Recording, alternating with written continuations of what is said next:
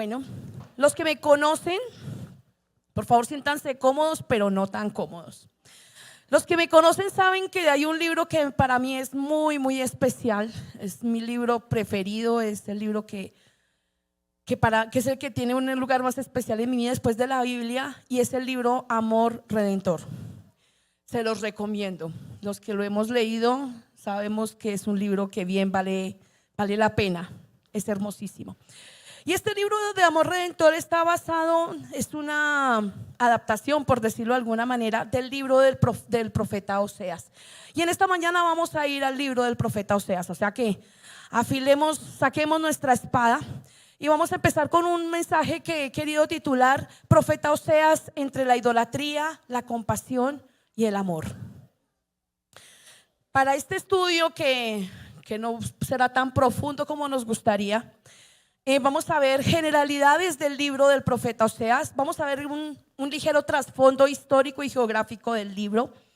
Vamos a ver la estructura y las formas literarias que usa el libro, qué estructura tiene, y vamos a ver una parte de su mensaje. Así que sin más preámbulos, vamos a ir a las generalidades. Como primera medida quiero contarles que Oseas significa salvación de Jehová.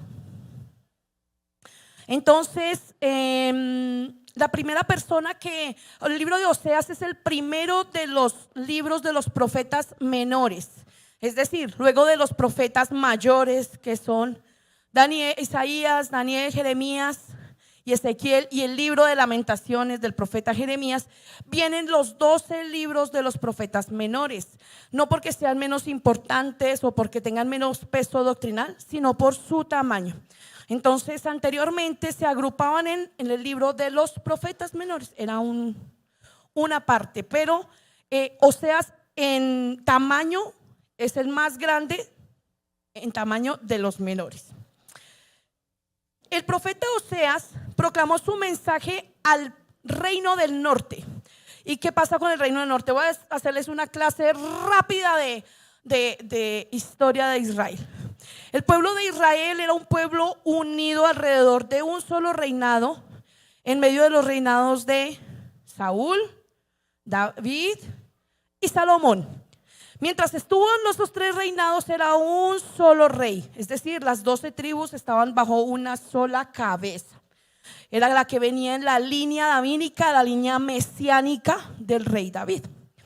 Cuando termina el reinado del rey Salomón, entonces se rompe el reino, y los reinos y las tribus de Judá y Benjamín quedan del lado de la dinastía davídica, es decir, por la línea de David, y las otras 10 tribus quedan por el lado del usurpador, que se constituye el reino del norte. Es de resaltar que los levitas, por quedar en Jerusalén, quedar en el reino del sur, estaban incluidos, pero los levitas, como podemos saber, y eso lo aprendemos también en Instituto Bíblico, lo aprendemos en el Instituto Patricio Siemens y en la universidad, los levitas eran los servidores, los que ministraban, pero ellos no eran contados dentro de esas tribus. Ahora, se estima, cuando ellos terminan, entonces sigue la línea de Roboam, que es la línea que tiene legitimidad en el trono, pero viene una secuencia de usurpadores en el reino del norte. El profeta Oseas le habla al reino del norte, es decir, a los que están con las 10 tribus, pero que no tienen la línea de David. ¿Listo?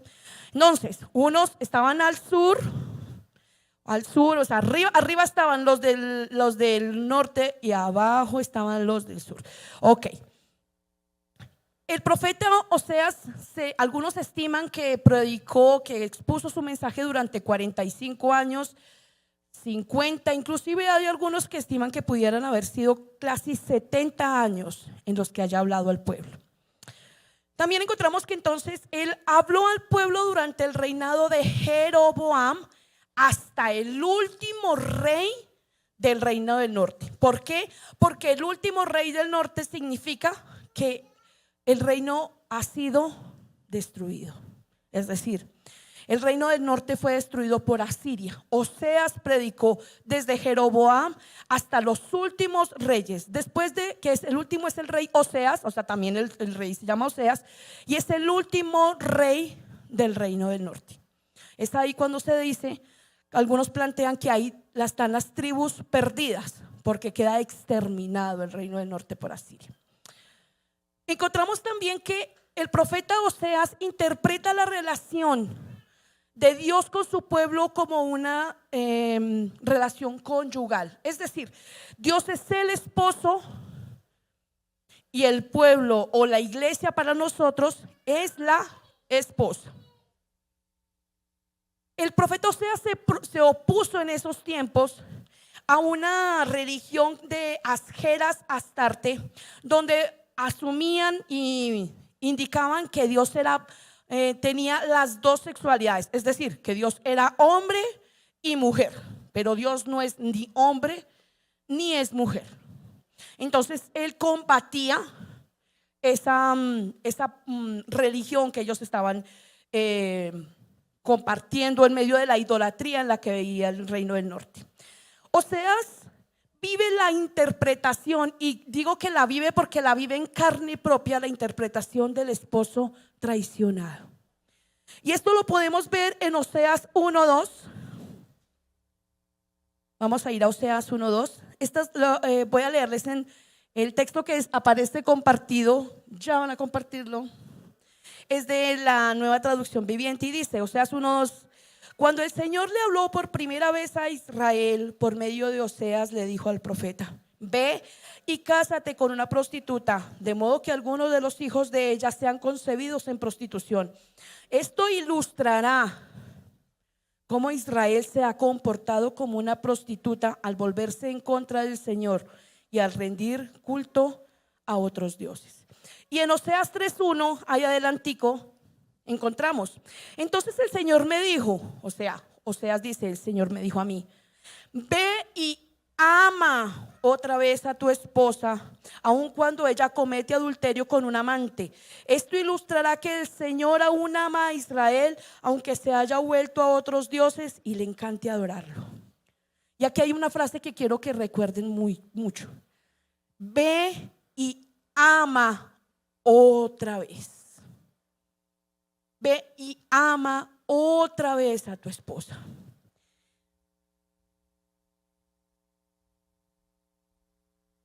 Oseas ha de tomar una mujer que va y viene de los malos caminos. Es una mujer que le engaña, es una mujer que le traiciona, es una mujer que deja en poco el lugar que él le ofrece como esposa de un profeta. Es una mujer para la cual no es valioso, no es importante, no trasciende, no es relevante para ella el ser la esposa del profeta. Y aquí es donde entramos nosotros. Y uno dice: ay, sí, esa es la historia de Israel. No, esa es la historia nuestra. Muchas veces nosotros hemos tenido en poco ser parte, ser la novia, ser la esposa de Dios. Nosotros hemos tenido en poco ser la novia por la cual el Señor Jesucristo se entregó, para que ella estuviera limpia, pudiera presentársela a Él mismo sin mancha, sin arruga, dice la palabra. Entonces uno dice, o por lo menos yo: no, pero es que ese Israel era terrible, pero es que Israel no aprende, pero es que Gomer, que es el nombre de la esposa de Oseas, ella no entiende qué es lo que pasa. Nosotros no entendemos, nosotros no captamos, y a nosotros muchas veces no nos importa. Pero Oseas recibe de parte de Dios, yo creo que eso es un don. Recibe y en carne propia experimenta lo que significa amar a alguien que es tan difícil de amar. Amar a alguien que constantemente te hace daño, amar a alguien que constantemente te traiciona, amar a alguien que constantemente desprecia lo que tú tienes para darle. Ese amor que Oseas experimenta por su esposa, ese amor en el que vemos en Oseas 3, ve y ama otra vez a tu esposa, aun cuando Ese es el amor que Dios experimenta por nosotros todo el tiempo. Y es el amor que nosotros despreciamos todo el tiempo. Y es tan difícil. Es tan complicado entender que somos así. Es tan fácil juzgar a Israel. Es tan fácil juzgar a Gomer por sus acciones. Pero ¿y qué de nosotros? Pero antes de entrar en esa materia, vamos a ver el trasfondo histórico del libro.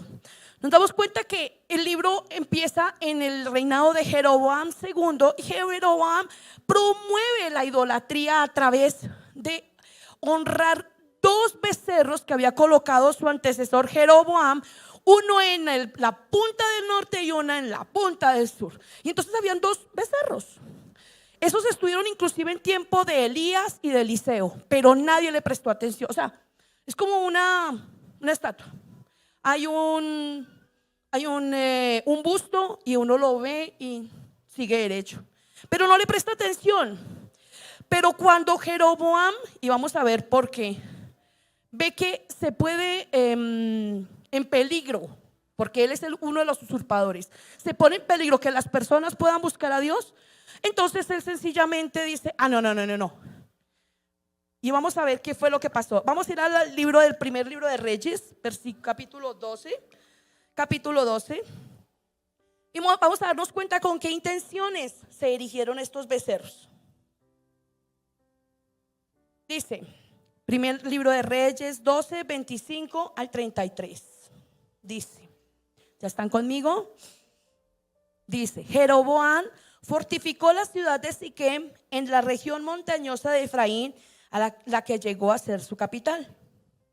Tiempo después también fortificó la ciudad de Peniel. Jeroboam pensó, póngale cuidado, si no tengo cuidado, el reino volverá a la dinastía de David. Cuando este pueblo vaya a Jerusalén para ofrecer sacrificios en el templo del Señor, ellos volverán a ser leales a Roboam, que era el legítimo. A mí me matarán y a él lo nombrarán rey en mi lugar. Entonces, siguiendo la recomendación de sus consejeros, el rey hizo 2 becerros de oro. Después dijo a la gente: para ustedes es muy complicado ir hasta Jerusalén a adorar. Miren, israelitas, estos son los dioses que los sacaron de Egipto. Jeroboam colocó uno de los ídolos con forma de becerro en Betel y al otro lo puso en Dan, es decir, en ambos extremos de su reino. Esto llegó a ser un gran pecado porque la gente rendía culto a ídolos y viajaba hasta Dan, al norte, para rendir culto al becerro que estaba allí. Además, Jeroboam construyó edificios en el mismo sitio de los santuarios paganos y consagró sacerdotes de entre la gente común, es decir, personas que no pertenecían a la tribu sacerdotal de Leví. También instituyó un festival religioso en Betel, que se celebraba el día 15 del 8º mes y que era una imitación del festival de las enramadas en Judá. Allí, en Betel, Jeroboam ofrecía sacrificios a los becerros que había hecho y nombró sacerdotes para los santuarios paganos que había construido. Así que el día 15 del 8º mes, una fecha que él mismo había designado, Jeroboam ofreció sacrificios sobre el altar de Betel. Él instruyó un festival religioso para Israel y subió al altar a quemar incienso. ¿Y por qué pudo hacer esto Jeroboam? Pues la verdad es que es sencillo explicarlo.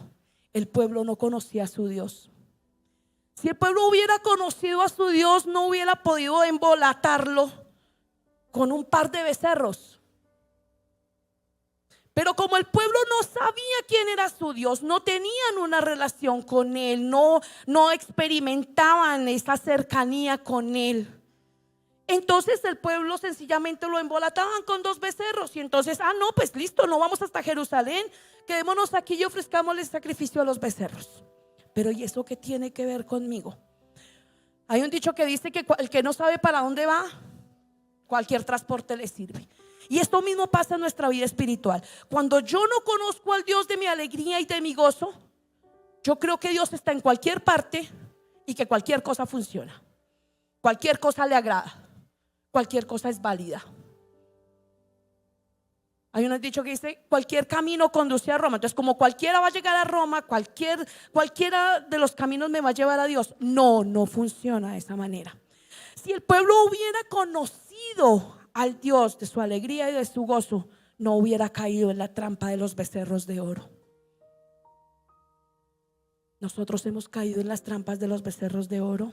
Nos hemos dejado deslumbrar por estos becerros. Vamos a ver. Luego, en medio del libro también vemos que hay una guerra contra el reino de Judá. Es decir, el reino de Israel, que son las 10 tribus, se levanta contra el reino de Judá. Y en medio de es el rey Pekaj.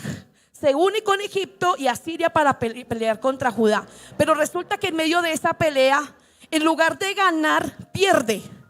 Y entonces el pedazo que tenía de Galilea, que era la parte más arriba, la pierde.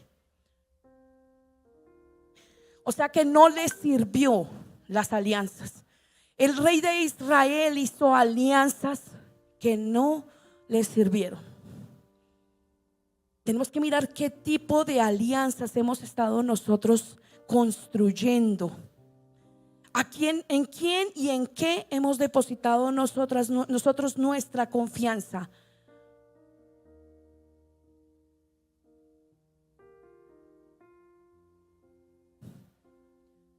En Segunda de Reyes, en el segundo capítulo, en el segundo libro de Reyes, capítulo 17, del 5 al 7, vemos: entonces el rey de Asiria invadió todo el terreno y sitió la ciudad de Samaria durante 3 años. Finalmente, en el año del 9 del rey Oseas, o sea el último, Samaria cayó y los israelitas fueron desterrados a Asiria, donde los establecieron en colonias en la región de Jalá, en Gozán, junto a la ribera del río Abor, y en las ciudades de los medos. Semejante desgracia ocurrió a los israelitas porque rindieron culto a otros dioses, pecaron contra el Señor su Dios, quien los había sacado a salvo de Egipto y los había rescatado del poder del faraón, rey de Egipto. Todo esto pasa en medio del tiempo en el que profetiza el profeta Oseas. Pero esto pasa porque ya Oseas les había advertido, y vamos a ver dónde les había advertido. Y en Oseas 10:13 encontramos que, por si esto no fuera poco, los políticos empobrecían al pueblo, empobrecían a las personas, empobrecían a las personas del común. Y dice Oseas 10:13: sin embargo, han cultivado perversidad y han levantado una abundante cosecha de pecados. Han comido el fruto de la mentira, confiando en su poderío militar y creyendo que los grandes ejércitos podían mantener a su nación a salvo. El panorama no era bueno para el reino del norte, pero podía haberse cambiado. Nos parece que estamos en una situación parecida aquí en Colombia, y a veces parecemos que es indiferente nuestra actitud frente a esa circunstancia. Colombia está en medio de políticos que no temen a Dios, y su pueblo parece que no se preocupa por eso. Nosotros no clamamos lo suficiente, no nos acercamos a Dios. Pero no solamente porque eso pase, sino porque mi vida y el cambio empiece en mí. Señor, cambia a los políticos, pero ¿y cuándo empieza el cambio en mí? ¿Cuándo voy a empezar a ser ese reflejo de Dios, aunque sea un cambio pequeño, poco a poco? El libro de Oseas tiene una estructura sencilla, y es lo que lo vamos a ver de forma rápida. En el capítulo 1:1 vemos que nos colocan el marco histórico del libro. Dice: el Señor le dio este mensaje a Oseas, o sea, al profeta, hijo de Beri, durante los años en que Usías, Jotam, Acaz y Ezequías eran reyes de Judá, y Jeroboam II, hijo de Joás, era rey de Israel. O sea, nos dan el marco histórico del tiempo del libro del profeta Oseas. Luego desde el capítulo 1, versículo 2 hasta el capítulo 3, versículo 5, nos damos cuenta de la historia del profeta Oseas y Gomer, que está muy lejos de ser una historia de cuento de hadas. Es una historia en la que Oseas ama entrañablemente a una mujer que no quiere ser amada. Una mujer que permanentemente abandona al hombre que le ha dado el lugar y que le ha dado salvación y que la ha redimido. Y no la ha redimido una, sino que la ha redimido muchas veces. En esta parte del libro hay un llamado a la fidelidad, hay una exhortación por el daño que causa la infidelidad y una mirada profunda hacia la gracia. Y aquí quiero detenerme. Los estudiantes de CEFI tienen perfectamente claro qué es gracia, ¿cierto? Claro. Bueno, vamos a hacerlo. La diferencia, vamos a ver, la gracia y la misericordia. La misericordia es no recibir lo que sí me merezco. ¿Y que sí me merezco? La condenación eterna. Esa es la misericordia, resumiéndolo. ¿Y la gracia qué es? Recibir lo que yo no me merezco. Esta mujer recibía todo el tiempo gracia. Y ella recibía todo el tiempo gracia, como la gracia que nosotros recibimos a diario. Nosotros jamás hacemos nada para merecer esa gracia. Ni para merecer la gracia, y mucho menos para merecer la misericordia. Y en esta sección del libro de Oseas, el profeta hace una exhortación al daño que causa la infidelidad en medio de la relación entre el esposo y la esposa. Porque nos damos cuenta que el esposo está de alguna manera frustrado, el esposo es confrontado. Y yo me imagino, no sé ni siquiera cómo podría ser este tema con Oseas, y él todo preocupado y molesto, tal vez triste, confundido. Y Dios le dice: ve, ¿y qué le dijo? Ama otra vez a tu esposa. Y ese es el amor que Dios derrama a cántaros, a manos llenas sobre tu vida y sobre la mía. Pero ¿y nosotros qué hacemos? Otra vez nos vamos.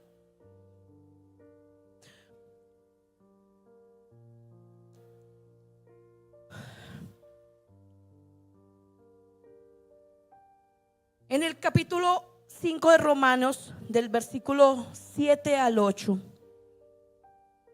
encontramos que dice: ahora bien, casi nadie se ofrecería a morir por una persona honrada, aunque tal vez alguien podría estar dispuesto a dar su vida por una persona extraordinariamente buena. Pero Dios mostró el gran amor que nos tiene al enviar a Cristo a morir por nosotros cuando todavía éramos pecadores. En esta parte del libro encontramos que el lenguaje con el que se expresa el profeta es un lenguaje afectivo y es emocional, y revela la hondura, la profundidad del amor de un esposo enamorado hasta los tuétanos de su esposa. Una esposa que le paga muy mal y que le paga continuamente traicionándolo. ¿Te ves identificado? María Victoria, ¿te ves identificada? Sí. Dios continuamente me muestra su amor todos los días, todo el tiempo. Y yo continuamente desprecio ese cariño, desprecio sus cuidados, desprecio su gracia y tengo en poco su misericordia para conmigo. Y Dios aún no deja de amarme, no deja de ir por mí otra vez. Del capítulo 4 al capítulo 9, versículo 9, encontramos lo que se puede clasificar como lo que se llama oráculos de Israel. Y los oráculos de Israel es como decir qué es lo que va a pasar, es la profecía. Si usted sigue por acá, ¿a dónde va a llegar? Y vamos a leer en el capítulo 9, del versículo 1 al 9. Dice: oh pueblo de Israel, no te alegres como lo hacen otras naciones, pues has sido infiel a tu Dios, alquilándote como una prostituta y rindiendo culto a otros dioses en cada campo de trillar. Ahora tus cosechas serán insuficientes para alimentarte, no habrá uvas para hacer vino nuevo. Ya no podrás quedarte aquí en la tierra de tu Señor. En cambio volverás a Egipto y a Asiria. Comerás alimentos ceremonialmente impuros. Allí no presentarás ofrenda de vino al Señor, y ninguno de los sacrificios le agradará. Serás inmundo como el alimento tocado por una persona que está de luto. Todo el que presente tales sacrificios quedará contaminado. Ellos mismos podrán comer esta comida, pero no podrán ofrecerla al Señor. Entonces, ¿qué harás en los días de los festivales? ¿Cómo celebrarás los festivales del Señor? Aunque escapes de la destrucción a manos de Asiria, Egipto te vencerá y Memphis te enterrará. La ortiga se apoderará de tus tesoros de plata y la zarza invadirá tus casas arruinadas. Ha llegado la hora del castigo de Israel, ha llegado el día del pago merecido. Pronto Israel se dará perfecta cuenta de esto. A causa de tu gran pecado y hostilidad dices: los profetas están locos y los hombres inspirados son necios. El profeta es un centinela sobre Israel para mi Dios. Sin embargo, donde quiera que va le tienden trampas, hasta en la casa de Jehová enfrenta la hostilidad. Lo que hace mi pueblo es tan depravado como lo que se hizo en Gibeá hace mucho tiempo. Dios no olvidará, sin falta los castigará por sus pecados. Es decir, que si Dios me expone todo lo que está ocurriendo, Dios muestra que he sido infiel, que he sido traicionador, pero aún así yo no le tomo en cuenta, no me interesa, yo estoy muy ocupado, yo voy a hacer otras cosas y luego me encargo de eso. Aquí en este pasaje Dios me dice: esto es lo que va a ocurrir. Porque finalmente la consecuencia de las decisiones que yo tome me van a alcanzar. Si yo no me vuelvo al Señor, si yo no rompo el ciclo de ir y abandonar y traicionar a mi Señor y estar en ese ciclo, las consecuencias de mi comportamiento tarde o temprano van a alcanzarme, van a alcanzarnos. Y no porque Dios sea malo, no porque Dios sea un misericordioso, no porque a Dios le falte amor, no. Es porque son las consecuencias de nuestros errores. Dios en este momento está extendiendo su mano y nos dice: oye, préstame atención, vuélvete a mí. Pero yo estoy tan ocupado, yo tengo que hacer otras cosas, pero luego, Señor, yo te presto atención más tardecito. Hoy no. Tú sabes, yo estoy ocupado. Y por si esto no fuera poco, del capítulo 9, del versículo 10 al 14, encontramos la relectura de la historia de Israel. ¿Y qué es lo que pasa aquí? A veces nosotros recortamos lo anterior, lo que nos pasó antes. Entonces, cuando yo cantaba, cuando yo iba, cuando yo compraba, cuando yo me quitaba, cuando yo me ponía, cuando yo cantaba, cuando yo predicaba, cuando yo daba, cuando a mí me daban. Pero no. Dios en esta parte del libro le recuerda a Israel, y de una manera no romántica, le recuerda a Israel que su vida en relación a Dios ha sido un constante ir y venir de infidelidades. Y de alguna manera Dios hace una expresión de nostalgia frente al desierto. Porque cuando estamos en el desierto, ¿a quién acudimos? Pues a Dios. Porque ¿quién está con nosotros en el desierto? Nadie. En el desierto no hay nadie con nosotros. En el desierto todos se van o ninguno ha llegado. Hay desiertos que atravesamos que a nadie le contamos. Es desierto que atravesamos y aunque yo tenga una muy buena amiga, aunque le pueda contar a mi mamá, aunque le cuente a la persona más cercana, esa persona no puede vivir lo que estoy viviendo. Por más que yo le exprese, por más que yo le comparta, por más que yo le describa, esa persona no conoce mi desierto. En ese orden de ideas, ¿quién es el único que camina el desierto conmigo? Dios. Y cuando yo estoy en el desierto, entonces estoy un poco más dispuesto a escuchar a Dios. ¿Por qué? Porque no me queda de otra. Porque no hay más opción. Porque si no es Dios, no es nadie. Y por eso de alguna manera Dios es nostálgico del desierto.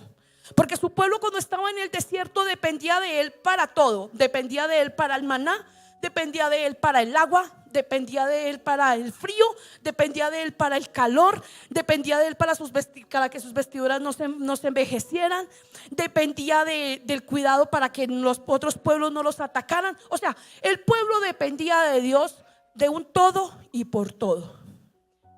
Y por eso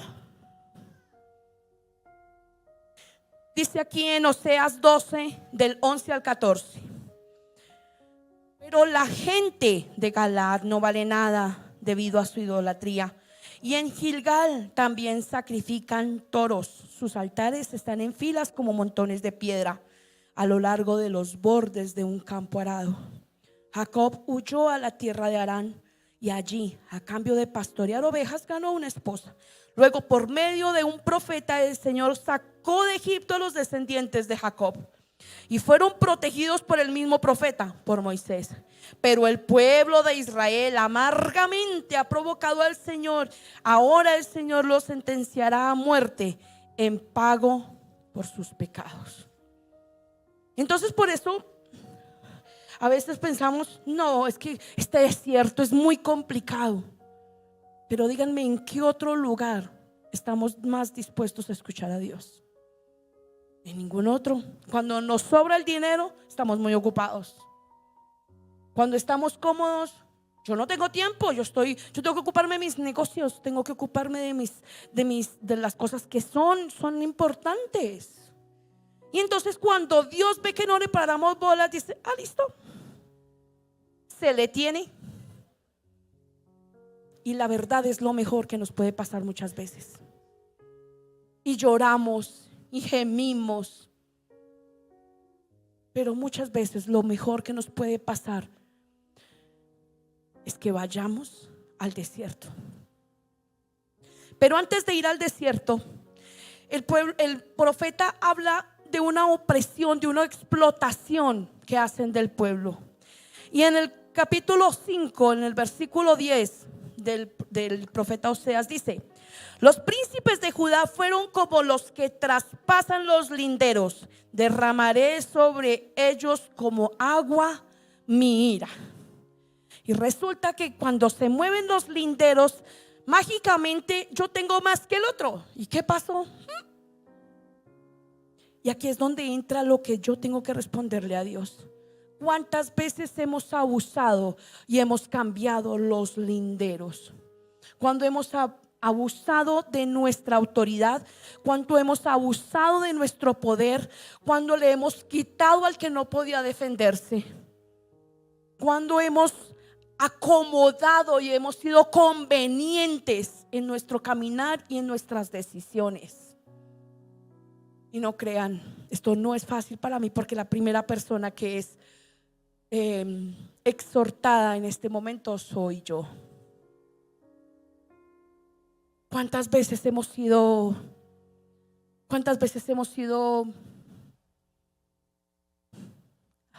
tan laxos con nosotros mismos? Y hemos corrido los linderos, es decir, que hemos abusado de alguien, hemos explotado a alguien y hemos oprimido a alguien. Pero por si esto no fuera poco, en el capítulo 12 y en el versículo 7 del mismo libro de Oseas dice: pero no, la gente se comporta como astutos comerciantes que venden con balanzas fraudulentas, les encanta estafar. ¿Cuántas veces hemos sido estafadores? Uy, esa palabra es fea, pero lo hemos sido. Cuando hemos abusado de nuestro poder para no darle a quien debíamos haberle dado con justa causa. Cuando hemos desprestigiado el trabajo de alguien y no le hemos dado el pago real por su trabajo. Cuando hemos abusado de nuestra posición para sacar ventaja de ella.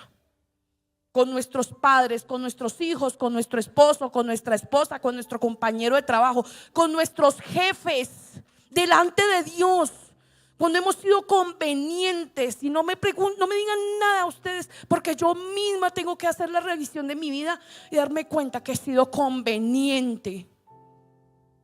He ajustado la medida como me favorecía a mí. Y Dios hoy me exhorta a que debo dar una justa medida de lo que debe ser entregado. ¿Cuántas veces hemos esquivado los impuestos? ¿Cuántas veces hemos esquivado lo que a otra persona le correspondía? Pero como nadie se enteró, pues pasó de agache. Pero ¿saben qué? Dios sí se enteró.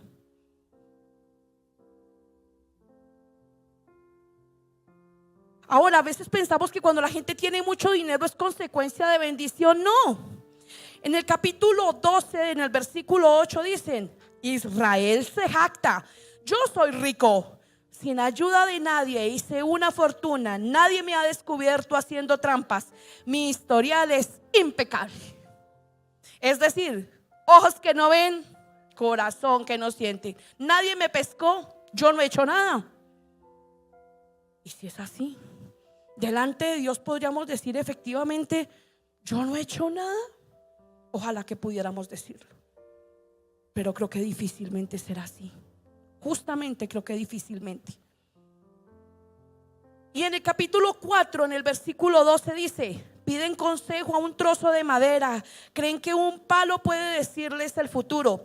El deseo de ir tras los ídolos los ha vuelto necios. Se prostituyeron sirviendo a otros dioses y abandonando a su Dios. ¿Y por qué pedimos ayuda a otros que no sea Dios? Pues por la misma razón de los becerros. No conocemos a nuestro Dios. Si yo conociera al Dios de mi alegría y de mi gozo, el Dios que hace proezas, el Dios que abrió el mar rojo y que en este momento podría hacerlo si fuera necesario, si yo le creyera, entonces yo no tendría que ir a hacer alianzas con personas que no son aprobadas por Dios. Pero como no conozco a Dios, pues entonces cualquier alianza me sirve. No, pues es que si saco ventaja, si me va bien con la alianza, pues hágale. No. A veces depositamos más la esperanza en la experiencia, en nuestro trabajo, en una fuente de ingresos, en nosotros mismos, porque es que yo sí puedo. Diría mi mamá: los yo soy, los yo puedo, los yo sé. Y entonces como yo soy, yo puedo y yo sé, pues entonces Dios queda en un segundo plano, si es que queda. Pero el mensaje del profeta Oseas está tan lleno de esa reflexión de la idolatría y de la explotación y de la injusticia, como por el mensaje de la compasión. Y en Oseas 2:14 está uno de los versículos que más me gusta del libro de Oseas. Y dice: pero he aquí, yo la traeré y la llevaré al desierto y hablaré a su corazón. Es a ti y a mí a quien Dios atrae al desierto para hablar a nuestro corazón, porque tal vez es el único lugar en el que estamos dispuestos a escucharlo. Tal vez no hay otro lugar en el que saquemos ese espacio. Tal vez muchos, cuando en medio de la pandemia tuvimos que aprender a escuchar a Dios porque ya no nos quedaba de otra. Sencillamente Dios nos mandó a calmarnos a todos y a reposar. Y tal vez, escúchenme, porque todos estábamos tan ocupados en tantas cosas que no escuchábamos. Y no ha pasado sino 4 años y ya otra vez estamos en las mismas revoluciones.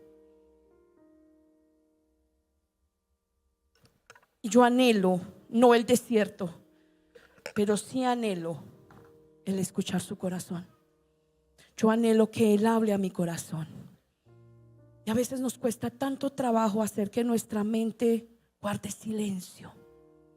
Yo hablaba con alguien esta mañana y yo le decía: el servicio de hoy es con tantas cosas a cargo de Sefi que mi cabeza da vueltas y vueltas y vueltas y vueltas. Y así es nuestra cabeza. Tenemos tantas cosas, pero tenemos que sacar el tiempo para decirle: Señor, háblame. Te entrego mis 5 sentidos, te entrego el tiempo que quieras tomar, pero necesito que me hables. Y en el capítulo 14 encontramos una perla hermosísima del libro. Y le dice Dios a Israel, es decir, te dice a ti, me dice a mí: vuelve, oh Israel, a Jehová tu Dios, porque por tu pecado has caído. Llevad con vosotros palabras de súplica y volved a Jehová y decidle. ¿A quién le vamos a decir? A Dios. Quita toda la iniquidad y acepta el bien, y te ofreceremos ofrenda de nuestros labios. Y hay que reconocer: no nos librará el asirio, no montaremos en caballos, ni nunca más diremos a la obra de nuestras manos: Dios es nuestro, porque en ti el huérfano alcanzará misericordia. Y Dios que dice: yo sanaré su rebelión, los amaré de pura gracia, porque mi ira se apartó de ellos. Yo seré a Israel como rocío, él florecerá como lirio y extenderá sus raíces como el Líbano. Se extenderán sus ramas y será su gloria como la del olivo, y perfumará como el Líbano. Y volverán y se sentarán bajo su sombra, serán vivificados como trigo y florecerán como la vid. Su olor será como de vino del Líbano. Efraín dirá: ¿qué más tendré yo con los ídolos? Ya con los ídolos, yo lo oiré y miraré. Yo seré a él como la haya verde, de mí será hallado tu fruto. ¿Quién es sabio para que entienda esto, y prudente para que lo sepa? Porque los caminos de Jehová son rectos, y los justos andarán por ellos, mas los rebeldes caerán en ellos. Y quiero que nos detengamos por un momento en el versículo 4. Yo sanaré su rebelión y los amaré de pura gracia, porque mi ira se apartó de ellos. Y en el libro de Oseas, la mayoría de los libros proféticos advierten que el pueblo debe cambiar para que Dios les salve. El libro de Oseas es diferente. En el libro de Oseas Dios promete restaurar aún antes de que el pueblo haya cambiado. Y Dios es así. Dios nos ama aun cuando nosotros no hemos sido fieles, aun cuando nosotros no hemos sido conforme a su palabra, aun cuando mi caminar delante de Él no le ha agradado como debería haber sido. Si yo me pongo a ver mi caminar, seguramente yo no me siento orgullosa de Él. Pero Dios hace que todo ese amor y esa compasión que hay en su corazón se exprese a través de la gracia, que es recibir lo que yo no merezco. La conversión, nuestra conversión, su conversión y la mía debe ser la respuesta al amor de Dios. Y Dios no la coloca como no, y no es la condición previa al perdón. Yo debo cambiar.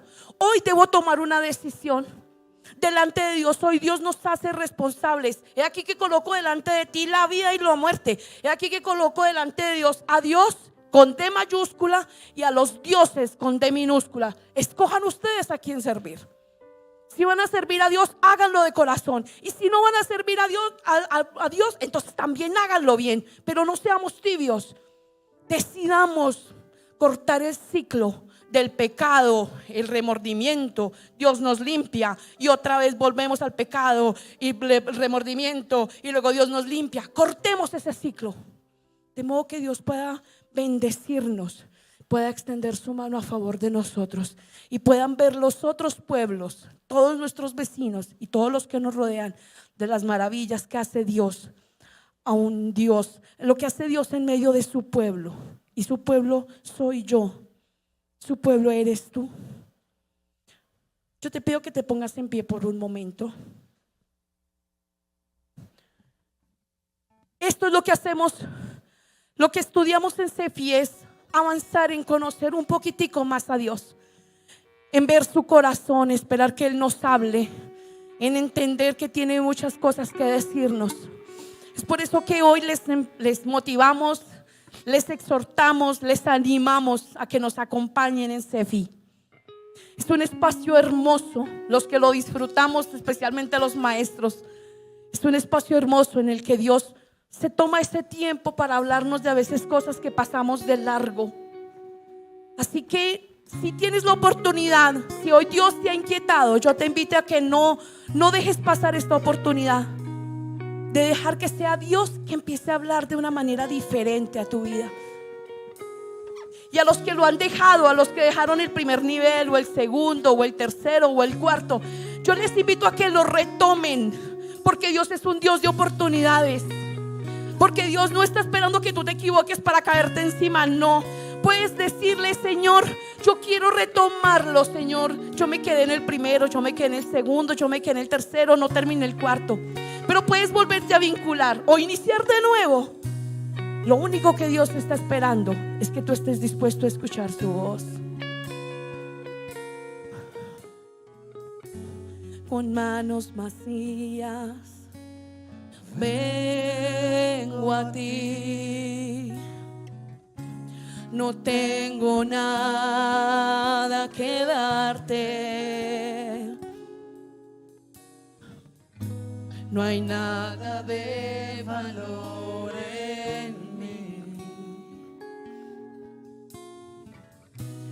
y no puedo impresionarte. Puedo entregar en esta mañana, Señor.